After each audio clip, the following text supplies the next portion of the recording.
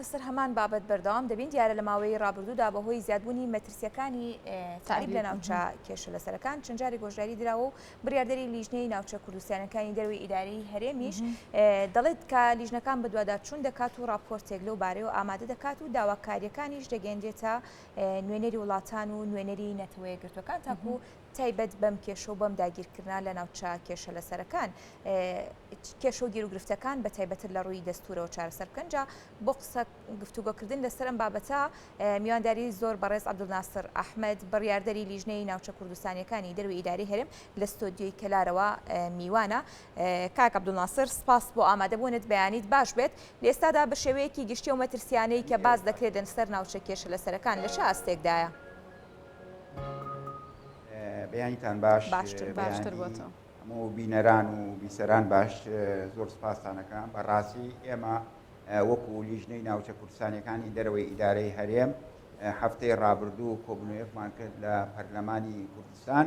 بڕیارماندا بۆ ئەوەی لە نزیکەوە سەردانی هەموو ئەو ناوچە جێناکۆکانە بکەین کەوا لەلایەن حکوومەتی عێراقەوە ئێستا باڵادەستە بە تایبەتی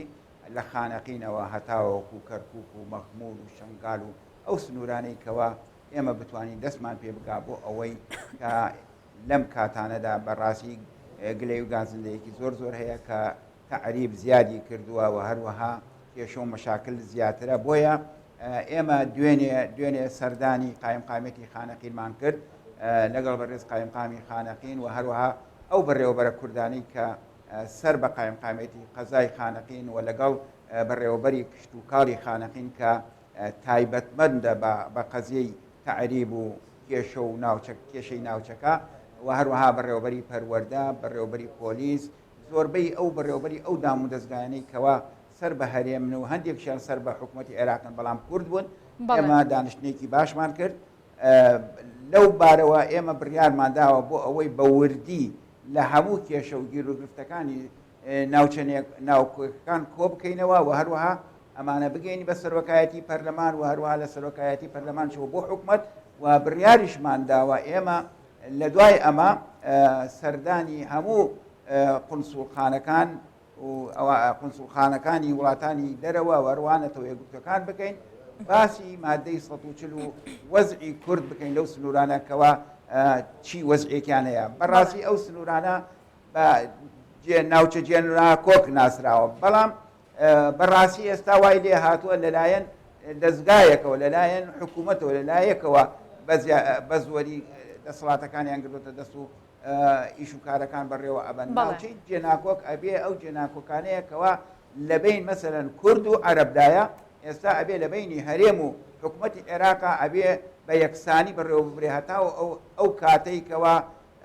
وەزعەکە ئاسایی ئەکرێتەوە هەڵبژاردن ئەکرێ ئەو کاتە قەراری لەسەر ئەدرێ بۆ ئەوەی کەوا ئەو ناوچانێکی حکومی بکە تا ئێستا ئەبێ ئەو ناوچانە بە هاوکاری یەکتری بەڵێ کاک عەبدولناسر لە بەدواداشونەکانتاندا بۆ ناوچانە بۆ پێیکە لە دوێنێ دەستان کردو بە سەردانکردن بۆ ناوچانی کە لەو سنوورانەدان کە کێشیان لەسەرە گەشتون بە چیتان خودت با بڵێن مەبەستان لەم بەدواداشونانە چیەکەیکەن؟ مەبەستی ئێمە ئەوەیە یەک بزانین لە سنوورەکانە لە هەمەسن لە سنووری خانەقین چەند لادیە بە تەواتی چۆڵ کراوە کەسێکیانە کوردێکیانە ئەو لادیانەی کە کوردێکیان ماوەتەوە چەندە و ژمارەی جوتیارەکان ئەو حکوومەتی عێراق ئێستا بە تایبەتی ئەو عەقدە کۆنانەی کەوا لە کاتی ساڵی 75 و 76 و لە هەفتاکانە بۆ ئەو جوتیارە عەرەبانە کردێتی کە بە هێناویانتی بۆ سەرزەوی کورد بە تایبەتی ئێمە بە دوواداچوون بۆ ئەو شتانە ئەکەین و طبعا لە ساڵی 2023 کە هێزی پێشمەرگە گەڕایەوە بۆ ئەو سنوورانە هەموو ئەو زەویانە کەوتەوە دەست جوتیارە کوردەکان بەڵام بەداخەوە لە دوای 2007ەوە هەم دووبارە ئەوان دێنەوە بۆ ئەو سنوورانە هەرچەند ئەو عەرەبە هاوردانە کاتی خۆی 20 میلیۆن دیناریان وەرگرتووە و هەروەها بۆ ئەوەی بگەڕێنەوە شوێنەکەی خۆیان بۆ ئەوەی کە فۆرمی بایەکانیان و نفوسەکانیان نەقڵکەنەوە بۆ شوێنەکانی خۆیان بەداخەوە ڕۆیشتنەوە دووبارە لە دوای 2007 گەڕانەوە هەرچەند فەرق و جیاوازی زۆر بوو لە نێوان جوتیارە کوردەکان کە ئەگەڕانەوە سەر مڵک و ماڵی خۆیان 10 ملیۆن دیناریان وەرەگرت ئەوان 20 ملیۆن دیناریان وەر بەداخەوە ئێستا ئەوان دێنەوە داوای ئەوە ئەکەن ئەو عەقدانە بەڵام ئەمە هەم حکوومەتی عێراق هەم دادگای عێراق هەم کشت و کاڵی پارێزگاکانی دیالە و کەرکووک و مووسڵ پشتگیری لەو جوتیارانە ئەکەن و هەروەها ئەیانەوێ ئەو عەقدانە دووبارە بۆ ئەوان تازە بکەن و جوتیارە کوردەکان دەربەدەر بکەن. کاک عەبدوڵناسر بەپێی بە دوواداچوونەکانتان ئەگەر تا ئێستا ئامارێکتان ببوورە لەبەردەستا بێ ببورن ئەگەر ئامارێکتان لەبەردەستا بێت تا ئێستا چەند گوند چۆڵ کراوە چەند زەوی کوشتتوکاڵی داگیر کراوە وەکو ئەوەی ئێمە یەک لە یەکەم ڕۆژۆ دەستمان پێکرد لە خانەقینەوە 34 گوند لە سنووری خانەقین بە تەواوەتی چۆڵ کراوە کە کوردی تیانەماوە و ئەمە تەمەن نەکێسا لە 2017 بەدواوە چۆڵ بووە کوردی تیانەماوە هەندێ دێهاتی تر هەیە کە ماڵە کوردی تایە عەرەب و کوردی تایە بەڵام بەداخەوە هەر ئەو عەرەبانە زۆر لە کوردەکانەکەن زۆریان هێنە سەر بۆ ئەوەی ئەو شوێنانە چۆڵکەن و بۆ ئەوەی زەوی و زارەکانیان داگیر بکەن بە هەر بیانوێک بە بیانۆی ئەوەی کە عەقدەکانیان ئەمان عەقدی ئەوانە و ئەم زەویانە بدراوە بە ئەوان و تاپۆ هەرچەندە زۆربەی ئەو زەویانی سنووری خانەقین تاپۆی هەیە تاپۆی ڕەشی هەیە بە ناوی ئەو جوتیارە کوردانەوە بەڵام بەداخەوە ئێستا حکوومەتی عێراقی گوێ بۆ تاپۆیە نادا لەوێ ئەوان پشتگیریانەکەن بۆ ئەوەی ئەو جوتیارە عەرەبانە بگەڕێنەوە سەر ئەو زەوی کوردانە لەوێ و هەروەها کوردەکانیش دەربەدەر بکرێت ئێجا خەتەریاتێکی تر هەیە لەسەر ئێمە وەکو ئەوی زانیاریانەی کە دوێنێ وەرمانگرت بە تایبەتی ئێستا فۆرمی خۆراک لە پارێزگاکانی خواروی عێراق و لە سەماوە و لە ڕوومادی و لە بەسرە و ئەو شوێنانەوە کە کاتی ئەو عەرەبە هاوردانە هەیەناون بۆ ئەوێ ئێستا فۆرمی بایعەکانیان دووبارە نەقڵەکەنەوە بۆ کەرکووک و خانەقین و مەخمور و ئەو سنوورانەی دووسپۆرمات و ئەو سنوورانی کەوا لێی دانیشتون ڕاستی ئەمەش خەتەریاتێکی زۆر گەورەیە ئێمە دوێنێ ئەم زانیاریەمانزانی و هەروەها ئەمە پێویستە ئەبێ ڕێگری لێ بکرێت پێویستە حکوومەتی هەرێمی کوردستان لەگەڵ حکوومەتی عێراقا ئەبێ گفتوگۆی لەسەر بکاوە نەیەڵێ ئەم کارە بەبێ ئەوەی کە کابرا ئاگادار بێ فۆرمی بایەکانە نەقلەکە و یەک شتی تریش هەوری ئەوە ئەدەن ئەوانەی ئەو کوردانەی لەو سنوورانن کە دانیشتووی ئێستا هاتوون بۆ پارێزگاکانی سلێمانی و هەولێر و مەسەلەن قەزا و ناحیەکان ئێستا فۆرمەکانیان لە خانەقین و کەرکووکەوە بەبێ ئاگاداری خۆیان نەقلیانەکەن بۆ ئەو پارێزگایانە ئەمەش خەتەریاتێکی تری گەورەیە لەسەر کورد لەو سنوورانە. باشە کاک عەبدولناسر باسمان لەو کرد کە ئەو خێزانانەی کە لە 2023 و خێزان عەرەبانی لە 2023 ناوچەکەیان چۆڵ کردو ئێستا گەڕاونەتەوە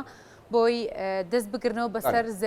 زەوی ناوچە کوردستانیەکاندا یاخود خێزانە کوردەکاندا کە ئەمەش بەشێکە لە تعریب ئەگەر با بڵین باسی بکەین.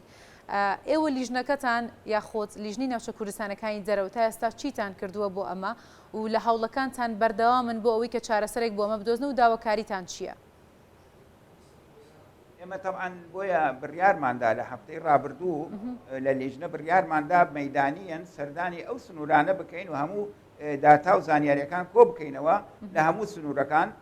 لە خانەقینەوە هەتاوەکو شنگال هەمووی کۆ ئەەکەینەوە لەگەڵ سەرۆکایەتی پەرلەمان کۆبوونەوەیەک ئەنجام ئەدەین و هەروەها لە دوای ئەوە ئینجا ئەیدەین بە حکوومەت ئەنجومەنی وەزیران و ئەو وەفدانەی کە ئەڕۆنە بەغدا ئەبێ باسی ئەم وەزعە بکەن و باسی ئەم کێشە و گیرروگرفتانە بکەن کە بێ بە داتا ئەیان دەینێت سەرڕای ئەوە ئێمە ئەو داتا و ئەو زانیاریانە سەردانی قونسوڵخانەکانی وڵاتانی دەرەوەکەین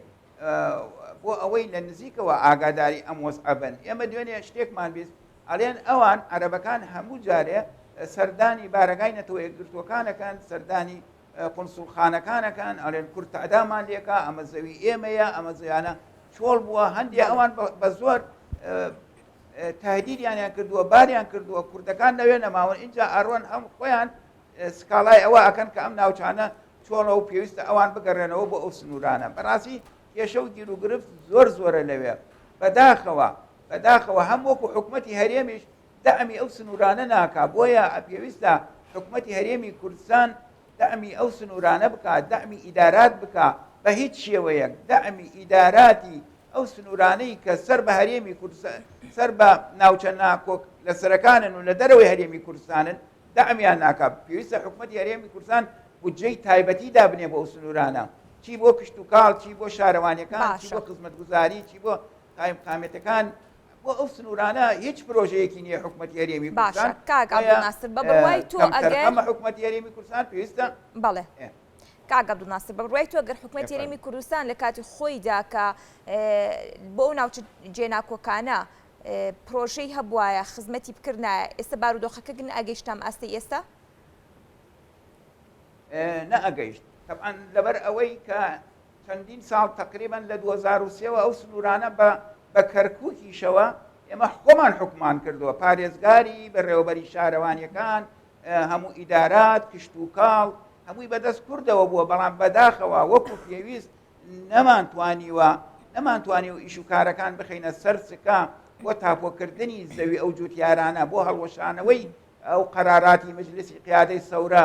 لەو شوێنانەکەوە مڵک و ماڵی کوردیان داگیر کردووە هەموو ئەو قەزیانە هەر وەکو خۆی ماوەتەوە بەداخەوە و لە ڕووی خزمەتگوزاریشەوە خزمەتگوزاری ناڵێن نەکراوە کراوە بەڵام وەکو پێویست نییە ئێستا پێویستە حکوومەتی هەرێمی کوردستان مەسەلەن لە ڕووی پەروەردە و فێرکردنەوە چەندین قوتابخانە و ئەوانە دروست بکات لەو سنوورانە ئەو جادە و ڕێگاوبانانەی کە خراپە چاکی کە بۆ جوتیاران بۆ خەڵکەکان و هەروەها دەعمی کشت و کاڵ بکە ئێستا وای لێ هاتووە نە حکوومەتی عێراقی حساب بۆ ئەو سنوورە ئاکان نە حکوومەتی هەرێمی کوردستان بەڕاستی کێ زەرمەندی یەکەمە دانیشتووی ئەو شوێنانە و جوتیاران و ئەو خەڵکانەی کە لەو سنوورانن بۆیە پێویستە حکوومەتی هەرێمی کوردستان بەخۆی دابچێتەوە بودجەی تایبەت بۆ سنووراندا بنێ بۆ ئەوەی بتوانین ئەو خەڵکە هەستی نەتەوایەتی و کوردایەتیان زیاتر بێت باشە کاک عەبدولناسر کارکردنتان لەسەر پێکێنانی هێزێکی هاوبەش وەک دەزانین دوولی هاوبەش لە نێوان هەرێمی کوردستان و حکوومەتی عێراقیە پێکێنرا و کارکردن لەسەرەوە بەکوێ گەیشتووە بۆ پاراستنی ناوچە کوردستانەکان لەو بۆشای ئەمنی کە لە ئێستادا تێیدایە وڵای ئەو بۆشای ئەمنیە تەمان ئەوە پەیوەندی بە ئینەوە هەیە وەزارەتی پێشمەرگەوە هەیە بەڕاستی ئەوەش زۆر سست و لاوازە ڕوا ئەو ئینە ڕاستە دانیشتنیان کردووە ڕێککەوتنیان کردووە چەند لیوایەکیان دروست کردووە پێویستە دوو فرقە دروست بکەن لە چەند لیوایەک بەڵام هەر وەکو خۆی ماوەتەوە و ئەوانەیشی کە چوون بۆ ئەو لیوایە بەڕاستی تا ئێستا موچەشیان پێ نادرێ ئەمەش کارە ساتێکی تری گەورەیە زۆر کەس لە هێزەکانی ترەوە نەقڵکران بۆ ئەوێ بۆ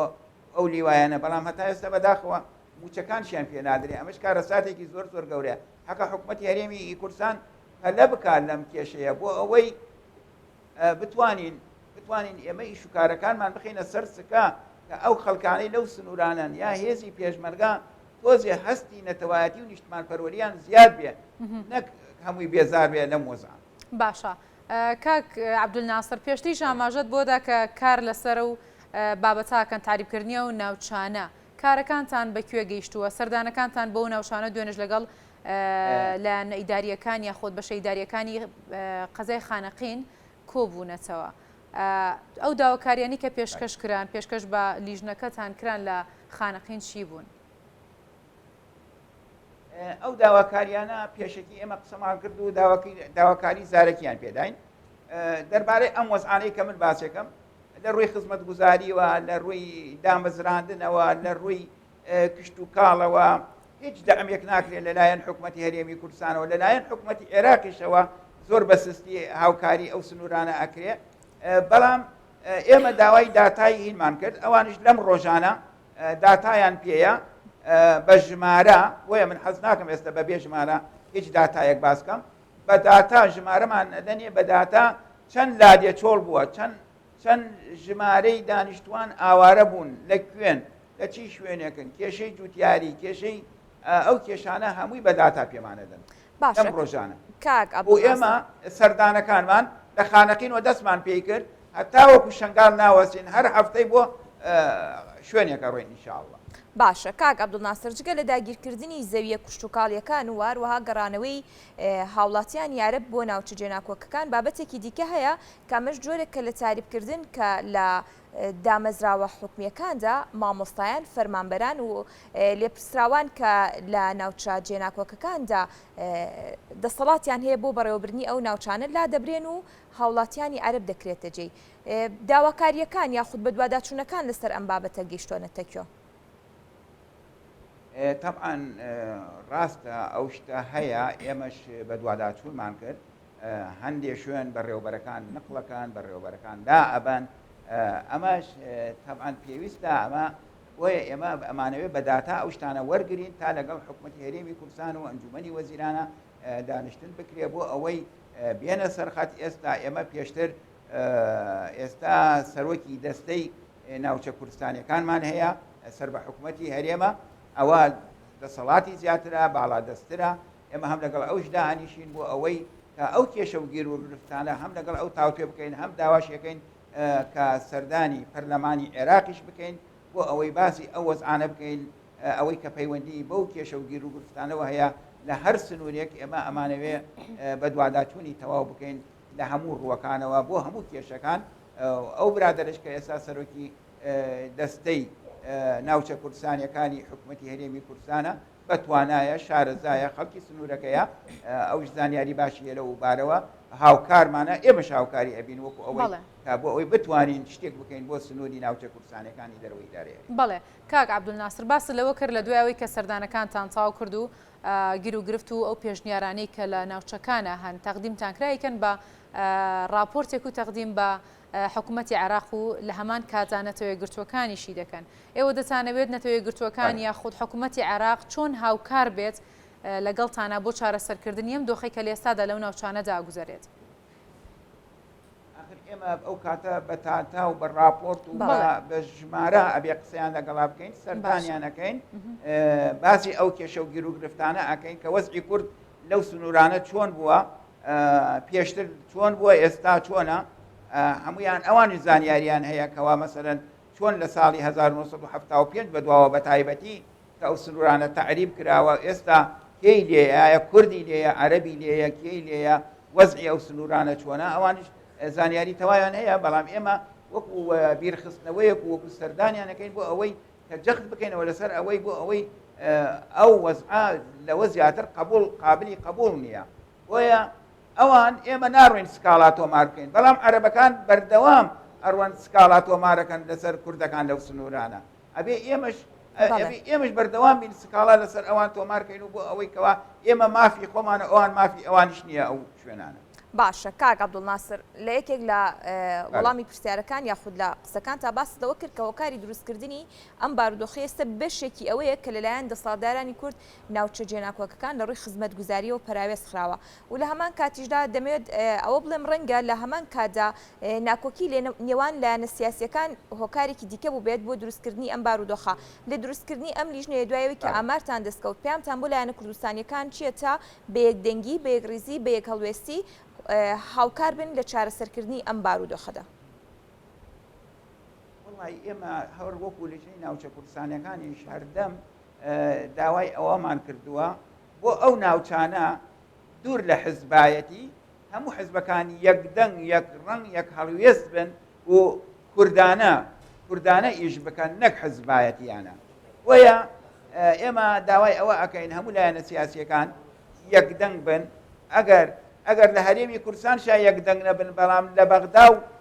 لەو ناوچانە یەکدەنگ بن لەسەر هەندێ پلە و پۆست کێشە و گیر و گرفت دروست نەکان بۆ ئەوەی خەڵکی ئەو سنوورانە خۆشیان دامەرزێنین بۆ ئەوەی بتوانن ئەوان لەو سنوورانە ئاگادار و شارەزایی و باشتریان هەیە لەو سنوورانە بۆیە ئێمە داواکاریمان ئەوەیە داوا لە هەموو حزبەکانەکەین لە هەموو سەرکردەکانەکەین بۆ ئەو ناوچانە یەک هەڵوێست و یەک ڕەنگ بن لەبەر ئەوەی تەنها زەرمەندی یەکەم کووردە ئەگەر بە یەک هەڵوێستی نەڕوەنە ئەو سنوورانە کورد زەرەرەکە بە یەک هەڵوێستیش بڕۆن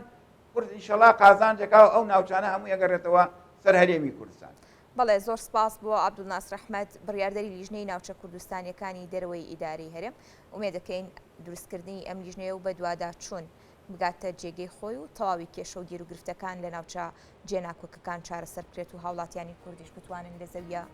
کوشتتوکاڵەکان و هەروە زەوی زارەکانی خۆیان بە ئارامی نیشتەجێ بن و لە ئیشکاریان بەردەوام.